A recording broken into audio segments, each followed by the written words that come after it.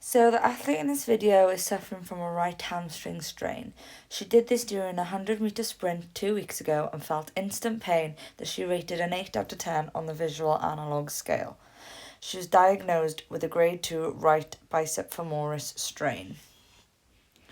So she struggles ascending and descending stairs as well as jogging, running and squatting.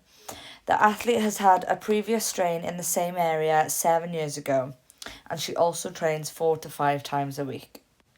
So as we're in the late phase now, we are aiming to strengthen the bicep femoris, therefore focusing on movements that allow the muscle to contract eccentrically. So the long head bicep femoris originates at the ischial tuberosity, whereas the short head originates at the linea aspera of the femur, and they both insert at the lateral head of the fibula. So during this rehab session, we are going to focus on strengthening your hamstring due to your injury. Because we're in the late phase, we're going to focus on the eccentric part of the movement. So I'm going to get you to do some Nordic hamstring curls.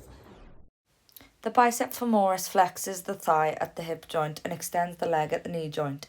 Therefore, the exercise I have prescribed to the patient includes a Nordic hamstring curl. Nordic exercises improve the strength of the muscle due to the exercise being slow and controlled, and therefore has more time under tension, emphasizing on eccentric muscle contractions and recruiting a larger number of muscle fibers. So as I'm demonstrating, I'm making sure my instructions are clear and try to stick to around 3 key coaching points, so I'm not overloading the athlete with information. So I begin by asking the athlete to kneel on the mat with their knees hip width apart with a neutral spine, ensuring her core is engaged. I ask her to cross her arms over her chest and lower herself towards the ground as slow as she can, focusing on not hinging at the hip.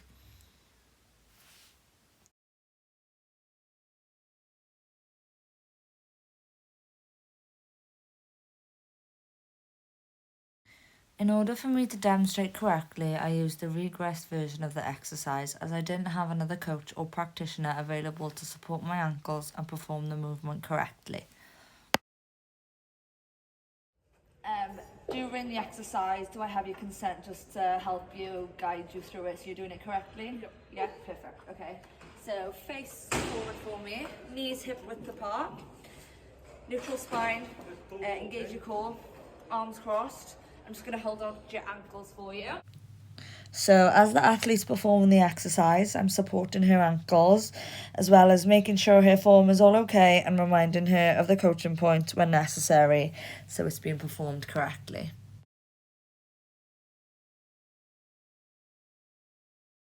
So 1 being really easy and 10 being super hard. Roughly how are we feeling about that? A 7? By asking the athlete how hard they find the exercise, it allows me to have a clear understanding of whether or not I need to progress or regress the exercise, making it harder or easier. As you can see, the client found the exercise a little bit hard, so I demonstrated a regression using the box, as I did in my initial demonstration. This makes it easier by decreasing the distance from the starting position to the floor, therefore less time under tension and less range of movement. I could also regress the exercise by using a resistant band around the waist, decreasing the load on the hamstrings. To progress the movement, the athlete could wear a weighted vest or hold a weight plate to increase the load on the hamstrings, allowing the bicep femoris to eccentrically contract more. I could also encourage the athlete to add a 2 to 3 second pause at the end of the curl in order to place more time under tension on the muscle. You'd normally do this for about 6 to 8 reps, 2 to 3 sets, just because we're building up your muscular strength.